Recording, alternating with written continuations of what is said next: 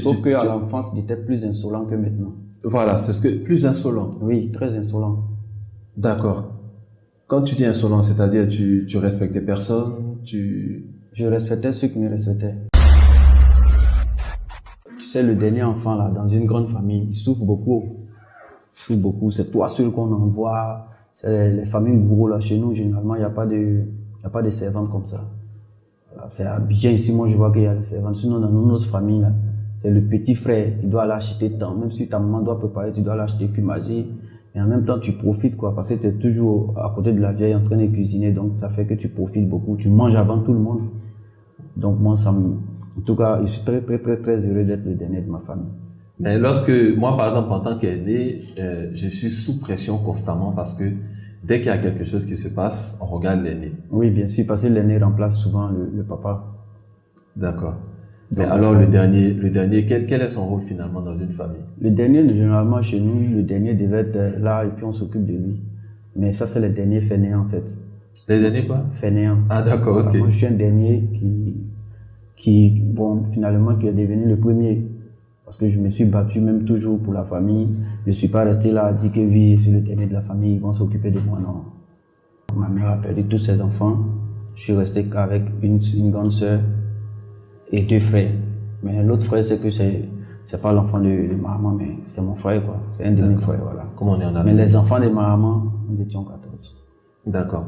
Alors aujourd'hui, on connaît le Jules Bécaud sur les réseaux sociaux, quelqu'un d'assez ouvert, quelqu'un d'assez accessible, quelqu'un aussi qui bouge beaucoup. Et moi, je me demande toujours, quand c'est comme ça, quand j'ai affaire à un personnage, une personnalité comme ça, je me demande toujours à quoi ressemblait l'enfance de Jules Bécaud. Jules Bécaud, enfant, ça ressemble à quoi? Comme je l'ai dit, tu sais, quand tu grandis dans une famille nombreuse, tu ne peux qu'être côtoyé envers tout le monde, en fait. Généralement, les gens qui sont enfermés, c'est les gens qui sont enfants uniques, n'ont pas vu beaucoup de personnes. Et moi, je ne suis pas habitué à être seul. Il me faut toujours des gens autour de moi. Être avec des gens, c'est comme une famille, quoi. Voilà. Donc, mon enfance, et puis maintenant, rien n'a changé. Rien n'a changé. Ouais. D'accord. Mais est-ce que c'est... Sauf qu'à l'enfance, il était plus insolent que maintenant. Voilà, c'est ce que... Plus insolent. Oui, très insolent. D'accord. Quand tu dis insolent, c'est-à-dire tu respectais personne, Je respectais ceux qui me respectaient. Déjà enfant. C'est-à-dire que quand tu fais erreur nette, là, tu vas voir ma position, quoi. D'accord. Tu parlais mal, c'est ça? Ou bien c'était la bagarre? En quelque sorte, parce qu'on me frappait beaucoup pour ça. Je parlais pas mal, j'étais direct. D'accord. Tu peux voir un grand frère qui peut-être, il est vilain, là. Tout le monde a peur de dire qu'il est vilain. Moi, il dit qu'il est vilain. D'accord. Et ça, c'est au primaire, au collège? Depuis même là-bas même. D'accord. Depuis petit. Et ça n'a pas... Est-ce que tu penses... Il y a un vieux père du nom de Saïri en 4e, 98, quand j'étais en 4e, il m'a interdit la classe. Parce qu'il y a eu, c'est moi celui qui a eu lui dire, vilain là, tu te prends pour qui donc? Il m'a interdit la classe. Après, c'est réglé, c'est rentré en ordre et puis je suis devenu son bon petit. D'accord. Est-ce que cette attitude, quelque part, a eu un impact sur tes études, d'une manière ou d'une autre? Non, jamais. Ce qui a eu impact sur mes études, c'est le décès de mon grand frère. C'est qui? Ce qui a eu l'impact sur mes études, c'est le décès de mes parents. Mes grands frères, mes grandes sœurs, c'est ceux qui s'occupaient de moi. Mon père est décédé en 93.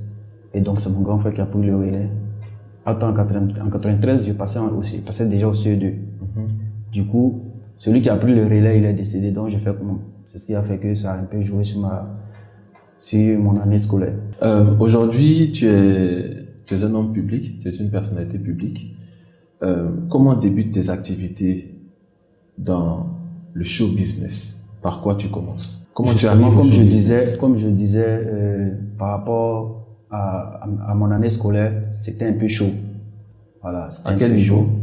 Quelle classe? Au niveau, quand on dit c'est chaud, là, c'est finance. Sinon, ah, d'accord, c'était chaud financièrement. Voilà. Ok, mais mais ceux à qui quelle me connaissent, classe? qui me suivent depuis, moi, depuis CP1 jusqu'au CM2, j'étais premier de ma classe. Ah. Et quand j'étais au collège, on nous ramenait au primaire là-bas pour nous montrer aux jeunes qui sont au CM2 là-bas. Vous voyez le petit là, voilà. Et on nous prenait pour exemple. Donc tout a commencé à être difficile pour moi quand je suis arrivé en 4e. Déjà, en classe de 4e, c'est là où on devient bandit. Moi, j'étais vraiment pas cadré. Hein. En 4e, j'étais pas cadré. Pourquoi on devait bandit en 4e? Je sais pas, parce que tu te crois déjà grand au collège et autres. Okay. J'ai remarqué ça. Et puis bon, moi, ça a joué sur ma carrière. Enfin, sur ma vie scolaire. Donc, après ça même, on m'a renvoyé en 4e. Hein. Je n'ai pas dit à mon grand frère. En ce moment, il vivait. Je ne lui ai pas dit qu'on m'a renvoyé. Donc, j'ai fait une année comme ça, sans aller à l'école. Je me lève matin. À ce moment, il y a un vidéoclub.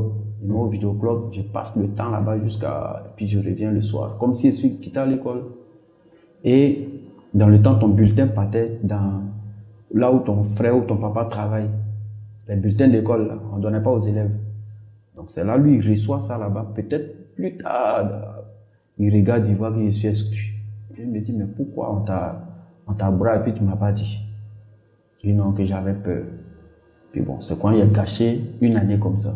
Et mon grand frère dit, bon, comme tu as gâché l'année, si on te prend en 4e encore, c'est comme tu t'es ramené en arrière, on va prendre 3e directement. Donc c'est là on me met en 3e, forcé et échoué. Ouais, parce que tu n'as pas bien suivi. Voilà.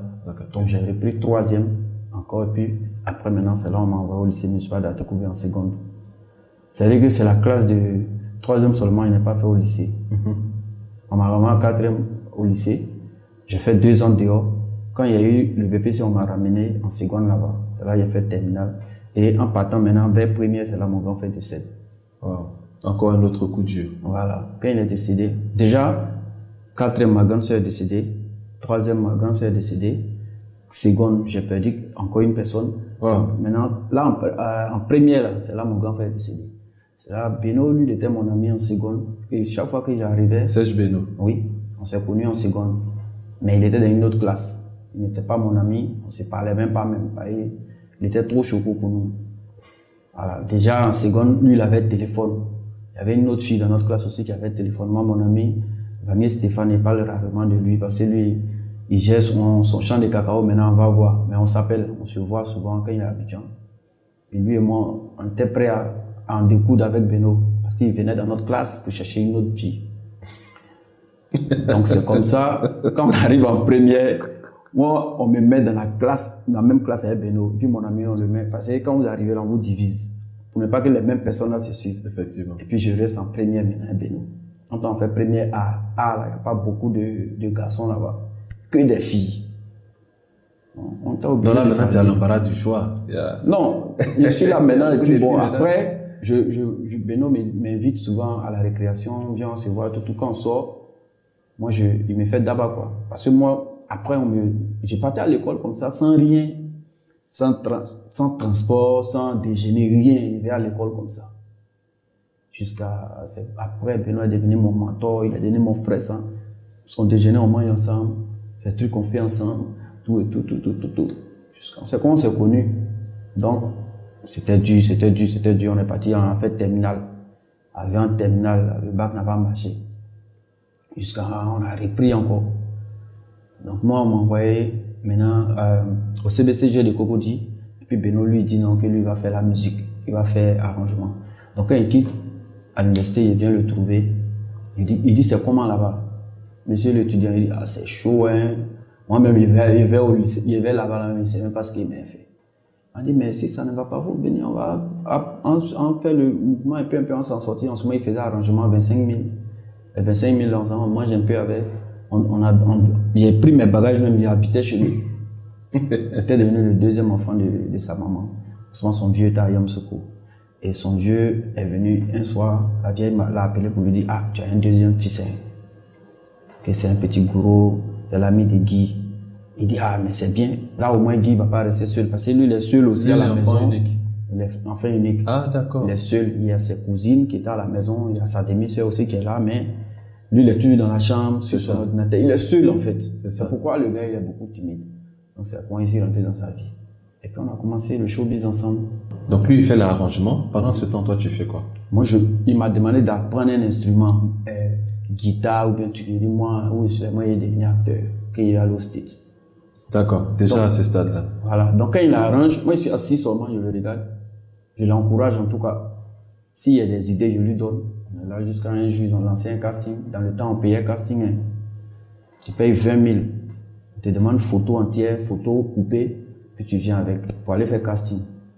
Donc, ce jour-là, il a fait un arrangement. Il m'a donné les 20 000. Il dit, bon, il a caché les 5 000 à manger après. Et comme tu veux devenir acteur, il faut aller. Ce parti-là ne m'a jamais appelé. Ils ont pris notre argent, on n'a même pas pu faire casting. Et puis, je suis revenu encore. Le gars, il insiste. Tu apprends un instrument. Il dit non. Un jour, Baby m'a dit d'aller prendre un cahier. Baby Philippe. Ah, Baby Philippe. Il va m'apprendre comment on joue guitare, tout ça là. Il dit non, moi, il veut pas. Donc, c'est dans ça où le Benguis m'a repéré. Une fois, quand il vient au studio, il ambiance tellement. Il m'a dit, ah, Beko, je suis en train d'écrire un film là. Ta main te comporte là. Je pense que tu as joué dedans. C'est comme ça qu'il a joué dans le quartier.